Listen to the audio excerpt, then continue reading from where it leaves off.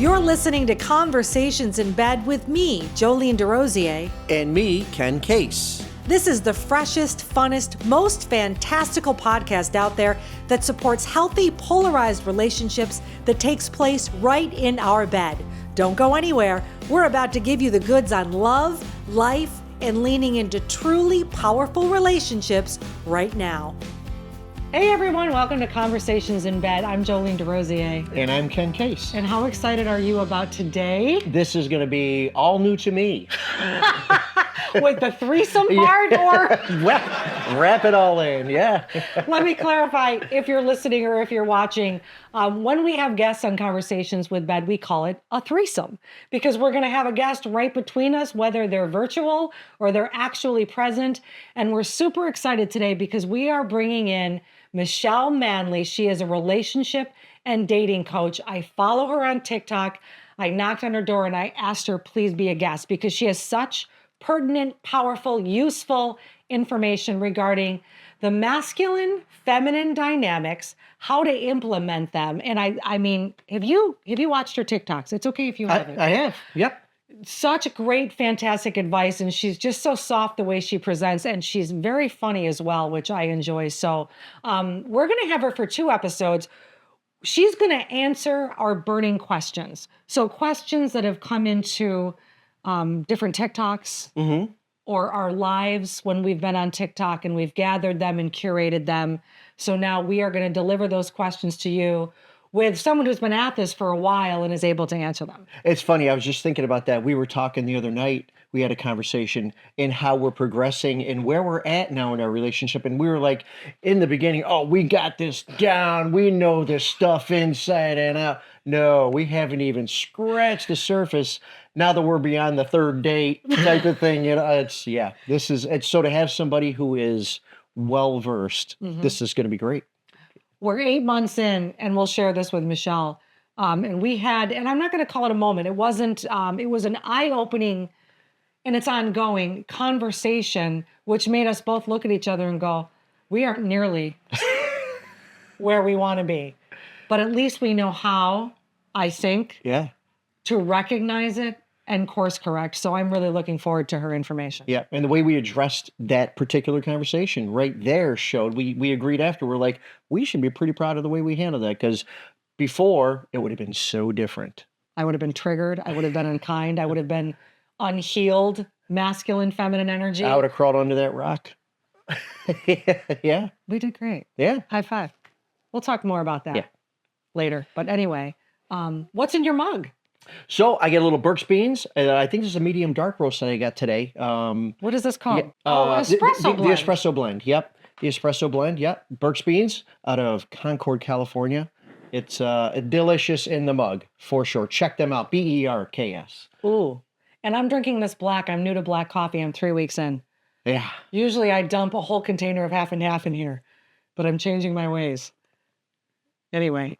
Yeah. At this point, we also have a question. You wanna throw this unknown question to me and take me off guard so I can cry? Yeah. So this one could go in so many different directions because I'm sure there's a lot of answers. But what would constitute the perfect day for you? The perfect day for me. That's a tough one, right? Yeah, you're right, because there's a lot of different things. So off the top of my head, the perfect day would be I slept well, I'm well rested, I look super cute. Like I have this beautiful sundress that I can put on, I think it's yellow, and I'm going on an adventure with you.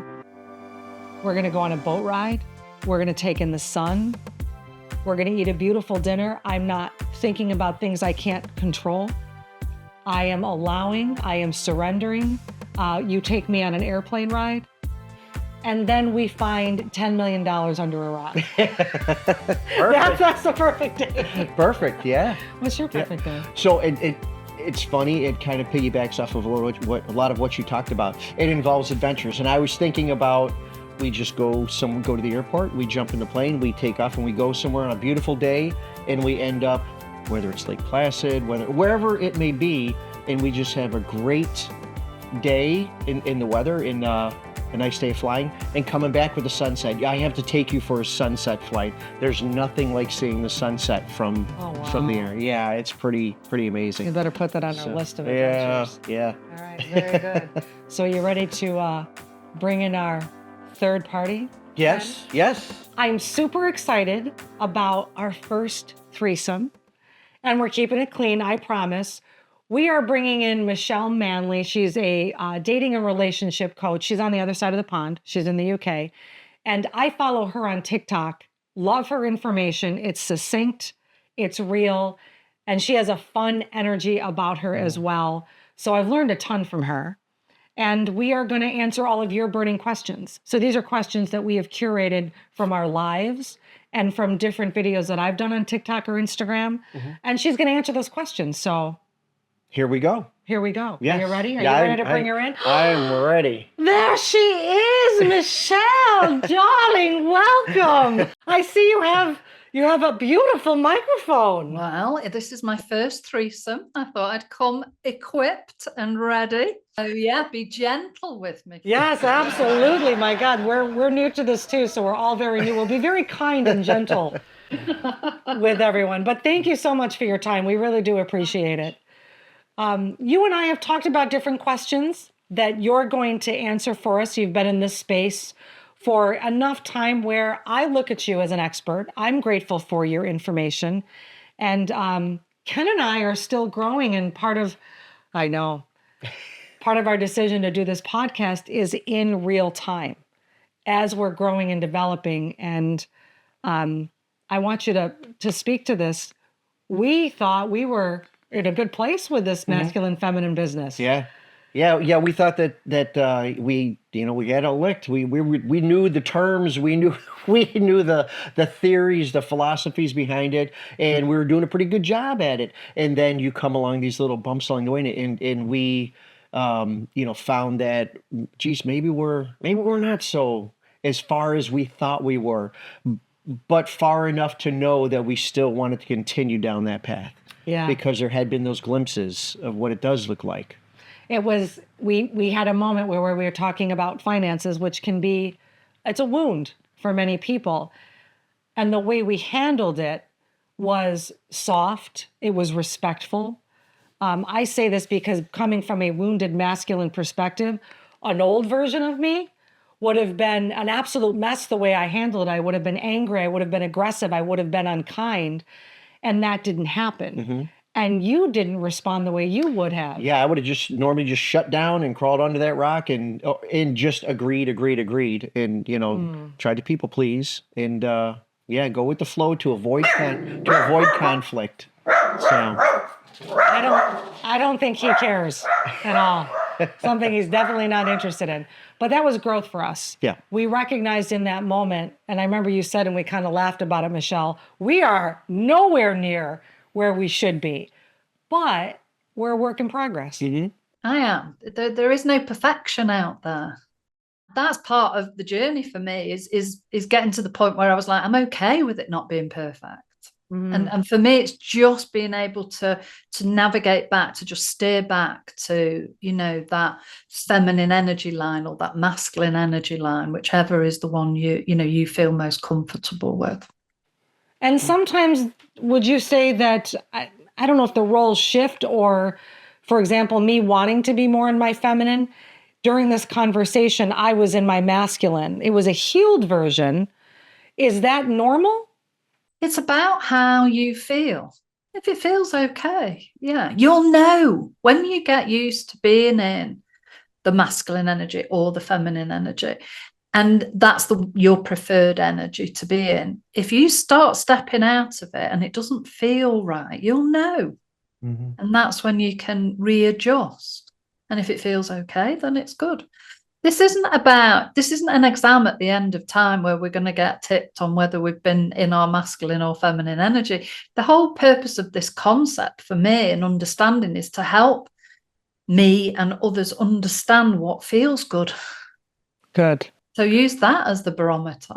Yeah.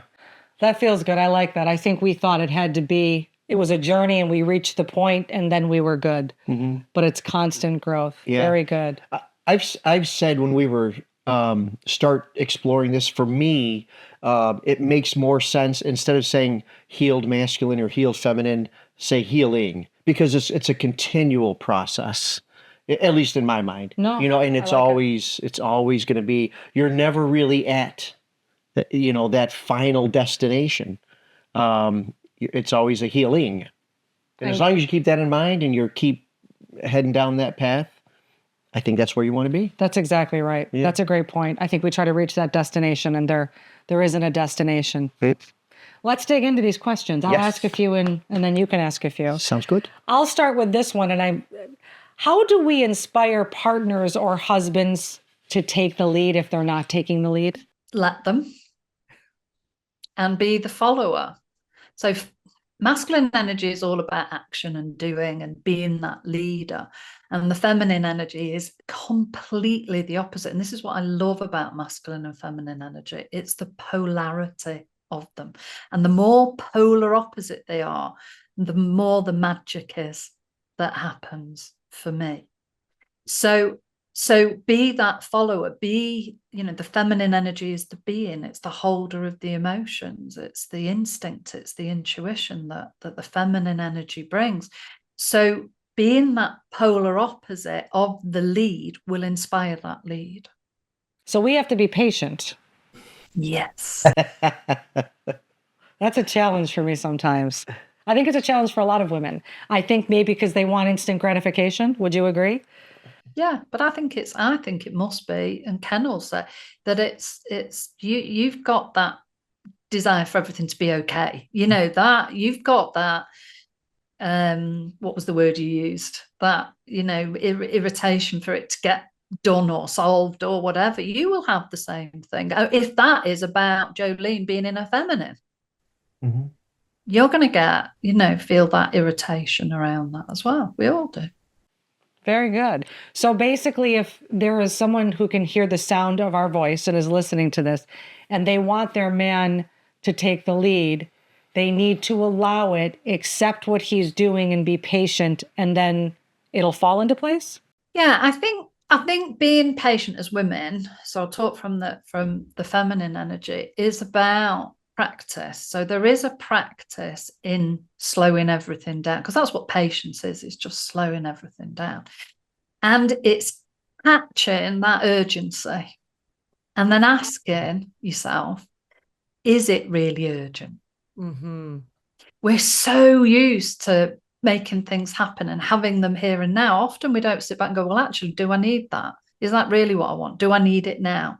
And that was one of the things that I learned, is trusting my husband to do things when the time is right.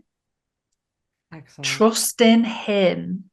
Now, what if it becomes really urgent and important, and it's starting to feel really awful for that feminine energy? Then she can do it herself. That's an option. But what she does is she shares that with him. So a good thing to say is, look, I'm noticing that I'm feeling really worried about this situation. I'm feeling the pressure of, and I'm wondering whether it's better for me to do this myself. What do you think? I like that. I love that. What a nugget. I'm taking that one with me. Put that right in my tool belt. Thank you. All right, here's my next question. How do we remain patient when the things we ask for from our masculine men don't happen on our timeline? You essentially just answered this. So just check in. Is it really urgent? That's the first thing. And so many times I'm like, it's just not. And if I'm going to let him lead on this, then I've got to trust him to do it on his timeline. But there is an opportunity to share your timeline. It would feel amazing if we could get this done in a couple of months. What do you think? Mm-hmm. Right. I mean, how does that land with you, Ken? Yeah, I think that speaks exactly to where it was, because we do have different timelines, and I don't want to be at a place where her timeline is usually pushed up ahead of my timeline, right? But we're still, it's not a detriment. I still know it's going to get done, and it's going to be done in plenty of time, but it's just not, she wants it done now. However, what I have found and what I've been doing is I now speed up my timeline to more align with her timeline. And she has also slowed down her timeline. So we're kind of meeting. Do you think that's... I do. That, I see that in you. Yeah. And I know, I mean, there's every night I can feel it. It's like, I know what she's thinking. I know, but you've been so good at meeting in the middle, and it's still going to get done. And so we are getting to that comfortable place. And it feels good, and it does feel good, because I am not tense, because I know she wants it done. I know it's going to get done. And so, one of the traits of being in your wounded feminine is, that procrastination and stuff. And that, has to go away. So by eliminating that procrastination, by default moves that timeline up. So yeah, kind of rambling, but yeah, we're working at it, and and knowing, taking a conscious effort to do it, I think is really paying off. Yeah. And it feels good. Yeah, it does. It does. It feels good. But to your point, Michelle, it feels good. Yeah, and I love that. I love what you've just shared. And again, what we're talking about here is how's it feeling for both of you? Because at first, Ken, when you were saying I'm speeding up mine, I wanted to check in. How does that feel for you, though? Because if that's going to start building resentment in you, then that's not going to work. But what you're noticing actually is that by you moving into that, taking responsibility, that leadership, that action role, you're also softening, Joleene, into your feminine being and trusting. And so, yeah. And the more evidence you have of that together, the better it becomes. That's where the trust builds. Mm-hmm. If he says he's going to do it, I know he will. Nice. Okay. Yeah. I'll allow it. Beautiful. This episode is made possible thanks to Burke's Beans, a gourmet coffee roaster out of Concord, California. Organic and sustainable coffee beans made your way. Visit burksbeans.com to place your order. Also, special thanks to Rachel Oatman Day for the t-shirts we wear. We're so grateful for your support. If you'd like to sponsor Conversations in Bed, drop us an email at jolene@takeyourvoiceback.com. The email address is in show notes. Now back to the goods. So, Michelle, you have said that men and women are equal, but we're not the same. What do you mean by that? Well, I'm a great feminist. As far as I'm concerned, and, men and women are equal. They should be paid the same. They do the same, all of that stuff. However, I think there is fundamental differences. And this is where I think this masculine and feminine comes to light. And a nice analogy I'd like to share is, if you have a group of men together talking about their relationship, and see how Ken feels about this, group of men together talking about their relationship, what they will be saying is, I just can't seem to make her happy. I can't seem to do anything right. Whatever I do is wrong. I'm just always in the doghouse, or they'll be saying, I did this thing, and it worked really, she really loved it. Whereas we women don't talk like that. We don't sit together and go, I just can't seem to make my man happy. That just doesn't come into our vocabulary. What we're saying and talking about is how our man makes us happy, or how he doesn't make us happy. I wish he'd do this. If only he'd done that. And he just bought me the most amazing bunch of flowers. And it was just wonderful. So that shows you that masculine and feminine energy at work. The innate part of that, the men who want to make a woman happy. They want to take that action. And the women are instinctively wanting to receive that. It's instinctive, we believe, and you believe, on both parts. But sometimes there's resistance. That resistance is the wounding. What sort of resistance? Give me an example. So I think, and I'll just speak to this one side of it, that some men don't realize they want to be in their masculine energy. They feel robbed if their woman asks them to do something, or they feel that they're being nagged. So it's because they don't have this understanding. Do they really want to be in a healed space, even if they don't have the understanding? Does that make sense? Yeah, but I mean, most masculine energy men don't like being told what to do.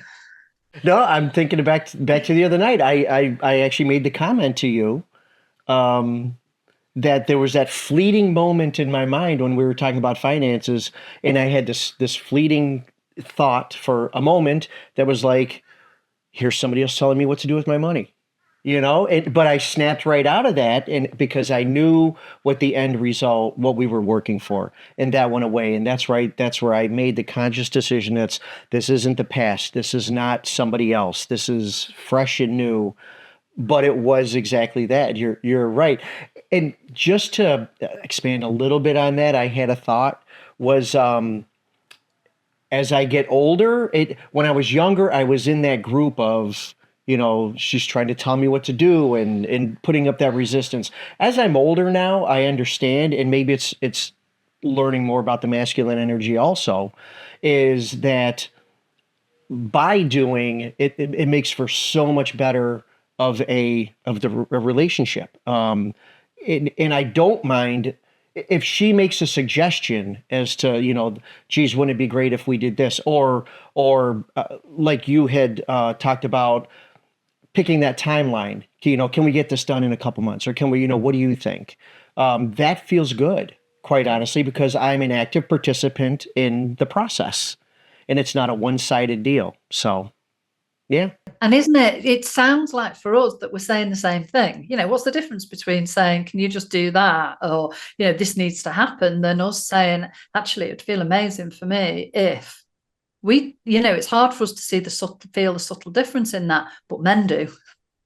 It's a totally different experience for them. So, and the key is all we're doing is sharing how we feel, what we want and what we don't want. And a really great way, talking about practical tips here, if you're using the word you or we, you are more likely to create that prickle in him. Okay. I think we should. He's there going, we, and I think you should. And let's be honest, this is just normal, good communication. This is non-violent communication. This is great for anybody. It's not just that dynamic. But as soon as you can't argue with how somebody feels. This would feel amazing for me. What do you think? He can't say, well, you shouldn't be feeling that. He can't do that. He can try, but he's not, it doesn't land, and it's not attacking him. When we use you, when we use we, we are opening that door to the man feeling like he's been attacked and he's being pushed. And naturally, the instinct is to be defensive. We will all be defensive when we feel attacked. So the great thing for us in that feminine energy, we don't have to worry about that. We can just share what we feel and inspire him to solve it. That's what he's good at. That's right. Yeah. That's right. And you are good at it too. All right. You're going to be the interviewer now. You're taking over, my love. All right. Well, let's see what we got. Yeah. So one of the questions that I had was, and it was a place where, I would be a little afraid to go. But how would you recommend, like, if my partner is in her wounded masculine, and we're going down this journey and we're healing, and I'm in my trying to get out of that wounded feminine, how do I get her to soften when she's it would feel like attacking. I'll use the word. It would feel like being attacked if she went back into that wounded masculine, because that's that anger and that's that defensiveness on her part. How do I approach that without triggering her further? Trying to keep my boundary, because I'm supposed to set boundaries now, right? Instead of just people pleasing. I can almost feel your hesitance to even ask this question. What's going on for you? Is it the fear of being attacked back? Is it an upsetting her? Yeah, because I think so. I think so. Yeah. So what would be a way to gently bring her back into that space? Be a leader. Be the leader. Take that masculine energy. And don't forget, there's a difference between masculine energy and alpha males. I think they're two separate things. So I think of alpha males as being very focused on a set outcome. Maybe they're, alpha males you think of as leading big companies, and, they're focused on what the company has to produce, and everything's about an outcome, or it's about their own outcome. That alpha male. Masculine energy, all he wants to do is make her happy. It's a totally different approach. So, and you've already got that in spades, Ken. You've already just said, I don't want to upset her. I want this to work. So you're coming from that leadership role, from that masculine energy place. So you're going to lead. You're going to cherish her feelings, and you're going to listen. You're not going to jump in to solve it. As much as you want to, as much as you know how you can make this all go away with your solution to this, you just want a great tool is to just imagine there's a massive bowl between the two of you. It's an endless bowl, and just let all her stuff fall into that bowl. It's not coming over you. It's not affecting you. Just watch everything falling into that bowl and just listen to her. Yeah. Yeah. And it's saying, I want to help you here. I would love to solve this.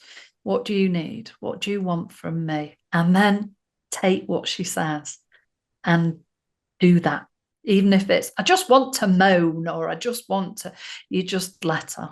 And if she says, I want this doing now, this isn't getting done, you just say, okay, I hear you. And I've got this, babe. Be that leader. It's so sexy. Yeah. It is so sexy. It's like, I've got this for us. And I fall into it. He did it the other night. He took my hand to lead me, to sit me down because I had an issue. And I fell into it. And I was like, okay. Truly. Yeah. What else you got? One of the other questions, being that we're on this journey later in our life, is there a way to get, because we have kids, whether they're adults now, right? But they're young adults, their 30s and their 20s. Is there a way to get this information, or maybe it's already there and I just don't know it, to a younger generation, so they don't have to wait until they're in their 50s and so on to learn from this and to benefit? Yeah. It's an interesting question. I mean, from a practical point of view, for you two with your families, be the role model. We watch our parents. We watch what they do. We believe in them. We even if we watch them and think, I'm going to do entirely the opposite. You have such a lot of influence over your children. So be that role model. Talk about this stuff. How we get it wider, I don't know. I'd love to. I don't know whether I'm not in touch with that stuff, but it'd be lovely, wouldn't it, if we were going into schools and talking about this. When we're talking about sex and relationships and respect and all those things, wouldn't it be great if we could help them with this? But yeah. Beautiful. Yeah. I think we have one more question, and then we can if I got time for one more. Yeah, we got time for one more. Okay. And we've talked about this, and it's just a curiosity. We talk about this from a heterosexual point of view, right? And knowing that masculine and feminine isn't gender specific, how does this play out in same-sex relationships? I've worked with some same-sex or a partner in a same-sex couple, or non-binary, or trans. Fascinating to work with people in that trans space. Basically, for me, because it's not gender specific, it's the person specific. If the person knows that what makes them happy is being in that feminine energy role, then what they're going to want to do is inspire the masculine energy in their partner. If they're single, and dating, then they know the type of partner they're going to be looking for. They're going to be looking for that polar opposite. So for me, it doesn't matter. It's just exploring what feels good. I think the complication, I've not got enough research around this and experience myself. The slight complication is that whilst we say it's not gender specific, I haven't come across a man yet that said to me, I want to be in my feminine energy. Interesting. Yeah. And I haven't actually come across a woman, and they're the ones I work with most of the time, who said, actually, I'm totally happy in my masculine energy. I'd be interested in seeing more of that and hearing more of that conversation in those circles all the same. Yes. And yeah, I'd be so thank you for asking that. Yeah. Yeah. It's just I interesting. think it's really interesting. When I've talked to it with the groups like that, it's been very mixed. So there's somebody that I want to be that feminine energy. Yes, I want to be that. I don't mind. I like switching, and then all it does is helps raise their awareness, and then how the dynamic within their relationship is going to work. That's it. Yep. Michelle, is there anything you want to add, a point you want to make, or something we should have asked you and we didn't? What would I think you're amazing, both of you. I mean, just to have both of you so committed to this and being, growing together with this. I can remember my mentor saying to me, all you want is a partner who's a willing student. Mm-hmm. Yeah. That's what we're back to the not at the end point. It's at, you don't want somebody that, you're not looking for somebody fully healed. If you can find a willing student, that's it, because there isn't a point where we're at that end point. So, that's the big thing. And the last thing, have I got time? Yeah. The last thing I wanted to share was a lovely analogy and I think it came originally from Dr. Pat Allen, who I love her stuff. Around feminine and masculine energy, but she has this lovely analogy, this idea that the masculine energy wants to cherish her feelings, and the feminine energy wants to respect his decisions. Okay, she respects his decisions. However, the feminine energy has the final veto. So what it sounds like in a practical term is, I booked a Chinese restaurant tonight, says him. And she goes either, oh my God, that feels amazing, that'll be wonderful. Or she kind of notices into herself how she feels about that. Not into Chinese, rather have Italian. So she responds by saying, Chinese just doesn't feel right. Italian would feel good. What do you think? So he's getting the information on what's going to make her happy. And Ken, you would rather know what makes Joleene happy. 100%. You do not want her to go along with things. Right. Exactly. Yeah. And so but then there's this ultimate, what he will not do is push her beyond what feels good for her. So that's where the veto comes in. And that to me just sums the whole thing up. We're so succinct with your information. I can't thank you enough for joining us. And I'm going to take advantage of you and have you join us again at a later date to ask more burning questions, if you're open to it. I'd love to. I've really loved this. Thank you so much. I'm loving my first threesome. So, let's do it again. Thank you so much, Michelle. Thank you, Ken. Thank you. For these beautiful questions and Absolutely. for being such a great partner. I'm going to try not to get emotional on this Here Yonder podcast. Well, partner's the key. Beautiful. Yeah. I love it. Takes two. Please join us again when we take you to the Adirondack Mountains, where we are going to do our conversation in bed in a cabin with the owner. We're going to talk about what it's like to have a polarized relationship running a business at a retreat center, and we're even going to sneak in some nuggets about manifestation. So yeah.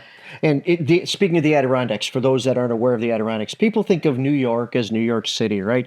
Well, New York State is so much more, and it's huge. And the Adirondacks it's actually a national park. It's actually bigger than Yellowstone, the Everglades Glacier, and Grand Canyon National Parks combined. It's 6 million acres, and it's constitutionally protected to be forever green, forever forest. It will always be. And if you haven't seen the leaves change and fall in the Adirondacks, you haven't experienced 6 million acres. Yeah. And thanks to the work that I've done, even Luke, who's behind the camera here, we've gone into different pockets of the Adirondacks to do stories. We've gone there to visit. There's so many. Northern New York, where we're podcasting from, you have to visit. So I hope that we inspire you, especially when you tune in to see when we show you what the Adirondacks looks like We will be on Indian Lake, I think, Chimney Mountain. Yep. So, Indian Lake. all right, let's wrap this up. Ken, you're the bomb. Thank you, dear. We'll see you guys soon. Thank you.